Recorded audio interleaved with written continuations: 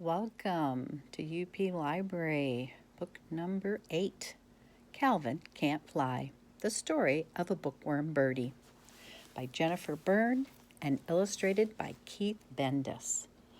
This is one of my favorites, you guys.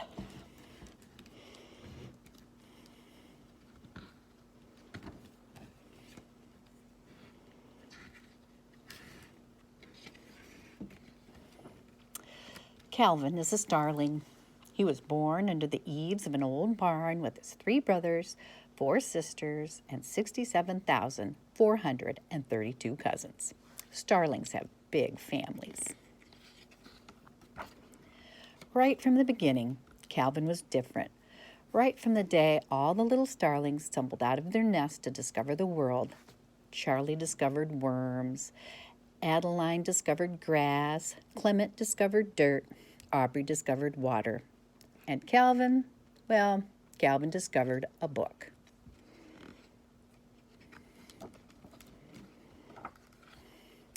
While all of Calvin's cousins chased beetles, bugs, and ants, Calvin was learning to read letters, words, and sentences. At night, his cousins dreamed of insect eating and garbage picking. Calvin dreamed of adventure stories, legends, and poetry. He even dreamed that someday he'd become a great writer himself. On June 1st, when all the little starlings lined up for flying lessons with their teacher, Mrs. Wingstead, Calvin was nowhere to be seen. "Where's that bird?"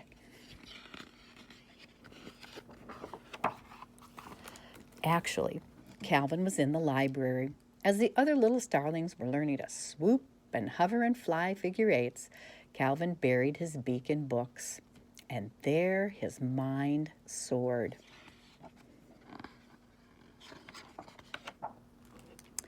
Calvin read about pirates and cavemen, volcanoes and rainbows, whales and dinosaurs. Calvin especially loved dinosaurs. He learned how the planets circle the sun, what makes the wind blow, and amazing facts like how caterpillars grow up to become butterflies. His books took him to places wings never could, and his heart fluttered with excitement. Calvin's cousins called him Nerdy Birdie, Geeky Beaky, and Bookworm. And when you're a bird, being called worm is a very bad thing.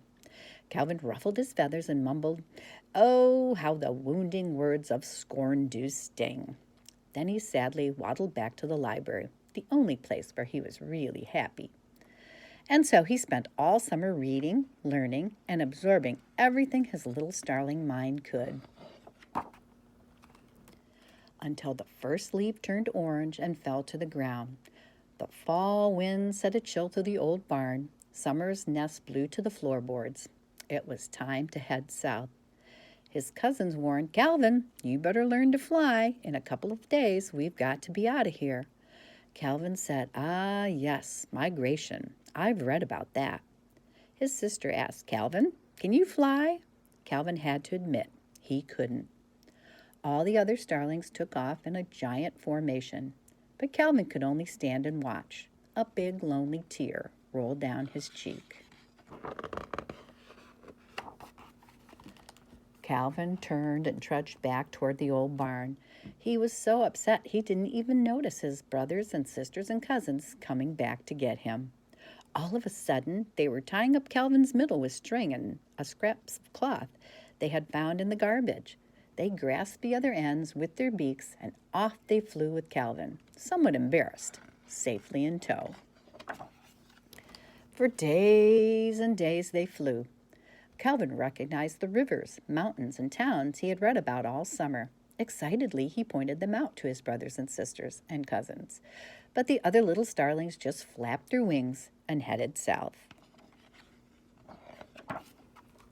Soon there came a day when the winds blew especially hard, trees bent sideways, leaves scattered wildly. Flying became harder and harder. The air had an odd smell to it, the smell of danger. Calvin, remembering back to his favorite weather book, warned the rest of his family, "A hurricane! A hurricane is coming."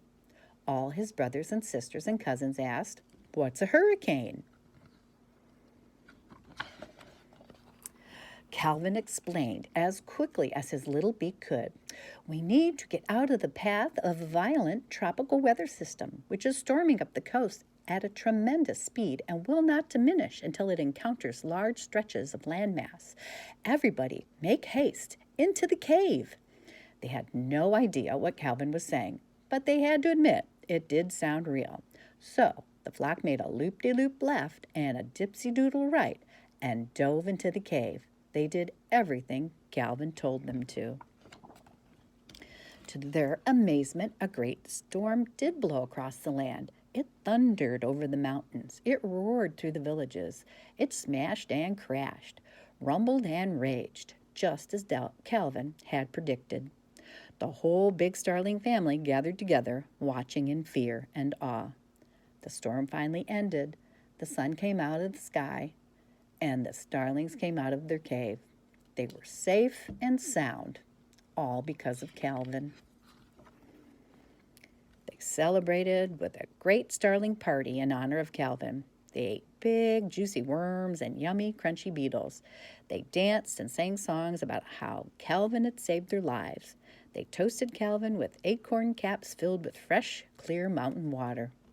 Calvin was so happy and felt so good deep down inside that he jumped and hopped and danced and flapped his wings and flapped his wings and flapped his wings. All the other starlings looked at him in amazement. "Calvin, you can fly!" they exclaimed. And Calvin, the happiest starling in the whole wide world, chirped, "Why, yes, I do believe I can." Here he goes, flap, flap, flap.